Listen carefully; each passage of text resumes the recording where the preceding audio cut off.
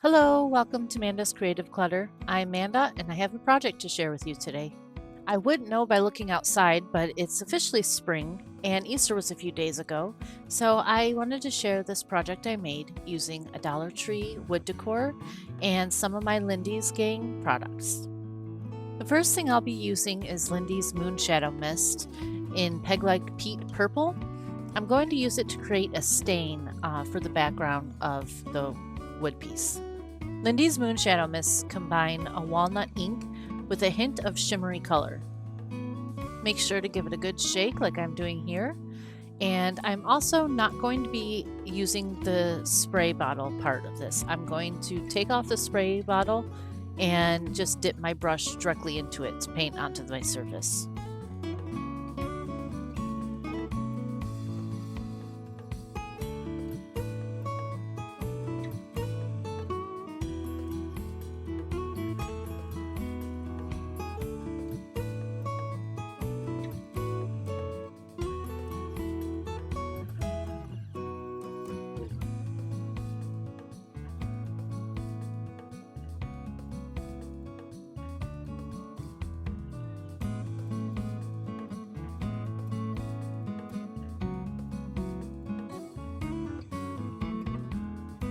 You'll really see that purple color showing up right here. The camera I'm using isn't doing close-up justice of this, but I'm hoping you can see some of the shimmer and the color that is shining through the brownish color.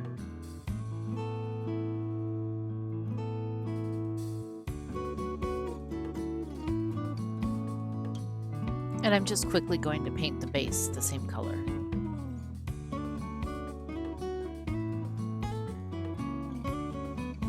Here is what we have so far.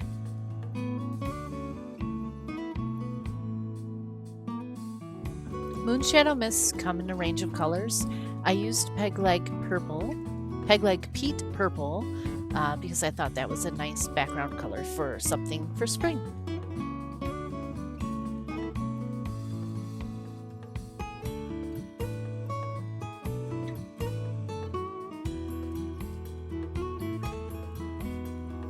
I'm now going to be going in with one of Lindy's Magicals, which are powdered dye-based pigments.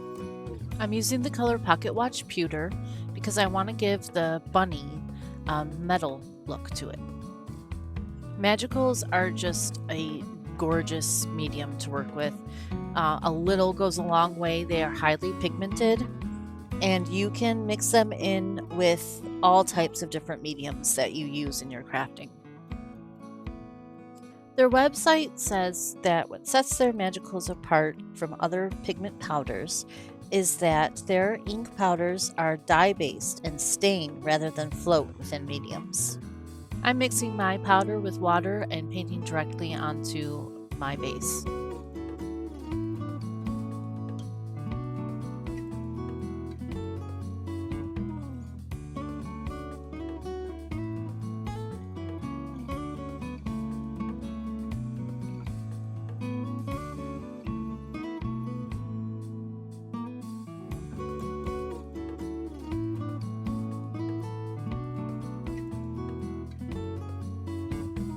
I'm very carefully using a heat tool to give drying time a boost. This particular color does have some sparkle to it. You can also get flat Magicals, and that is color with no shimmer or sparkle.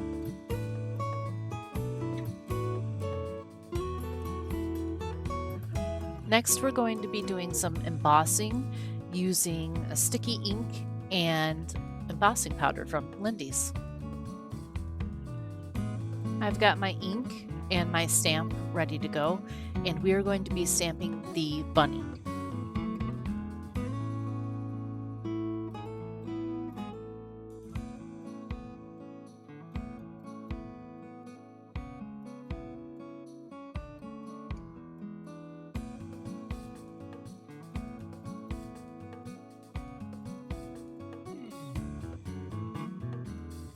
Going to be doing the next process in steps until I have the bunny fully covered.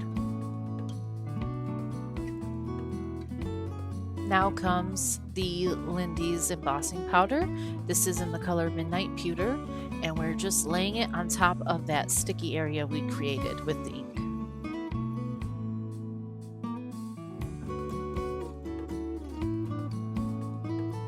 A couple of taps and pouring the excess off should cover anything that didn't get covered.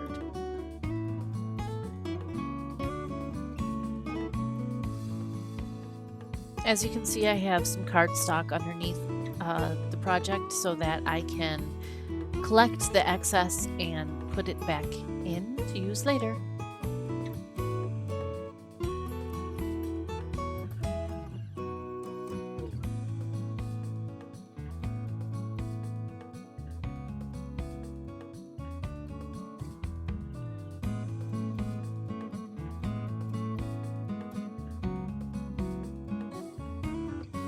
Going back in with the ink and stamp so that we can cover the rest of the bunny. This is the part I'm not sure I did the greatest with. I'm not sure if I should have used my other heat tool to emboss what I already put down, or if it was okay to wait. I'm not sure if the ink still has to have a certain amount of tackiness to it in order for it to work properly. So maybe you know the answer to that and you can tell me in the comments. That would be much appreciated.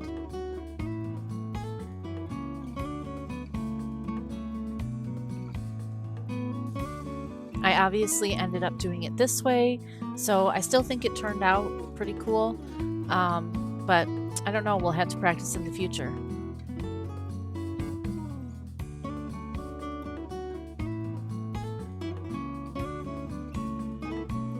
So now comes the drying part. I'm using a more concentrated heat source to emboss the powder. I'm not exactly sure how this part works, but I think it's like magic. It's really cool when it turns out. This powder is going to become more of a paint look to it. It's going to be raised, and it's Lindy's, so it's going to be a really beautiful shine with a lot of different colors showing through in it, even though it's Midnight Pewter. I'm always trying to capture this transition on the camera, and I don't think it does it justice, but you can see that it's some shine starting to show through.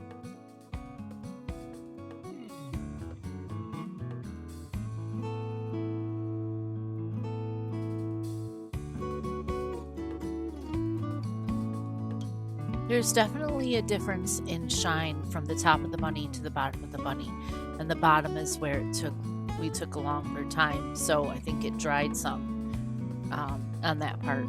But all in all, I think this looks really cool.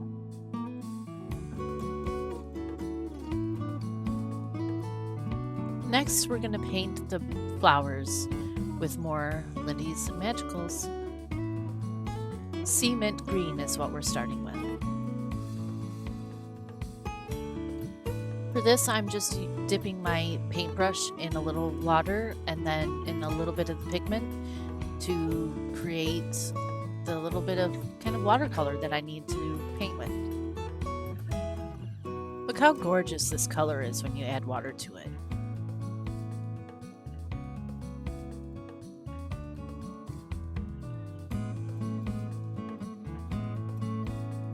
I'm using quick strokes and almost coloring so that I am not dousing the wood in water, so that I'm trying to create as little runoff as possible.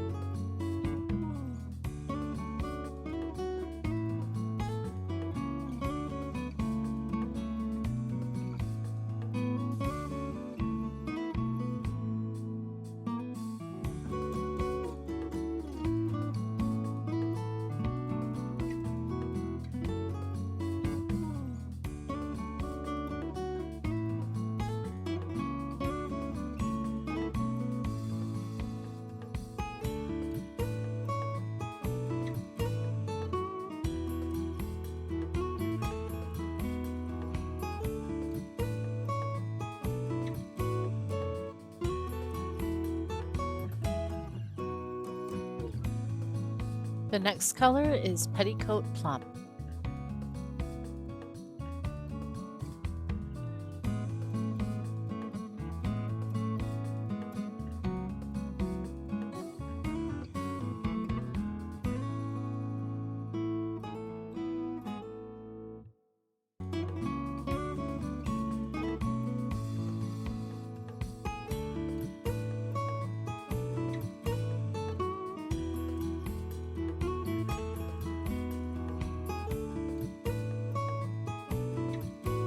I did go in with the heat gun a little bit throughout this process.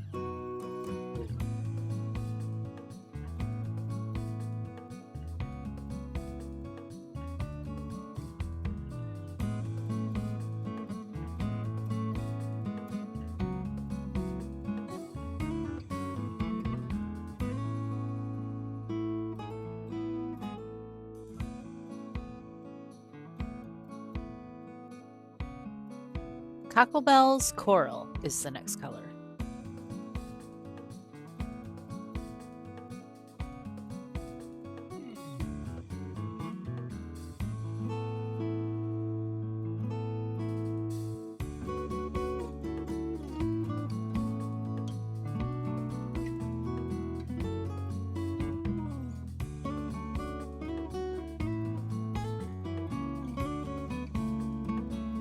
By the way, now might be a good time just to let you know I'm not affiliated in any way with Lindy's Stamp Gang.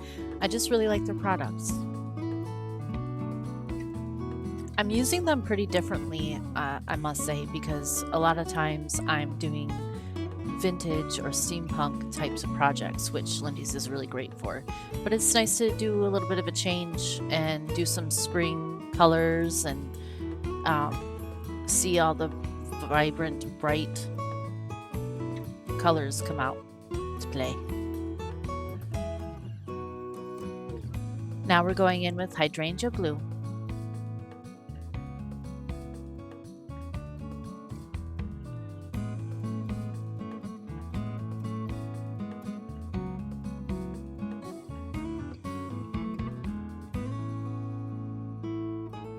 I love how vivid this color is.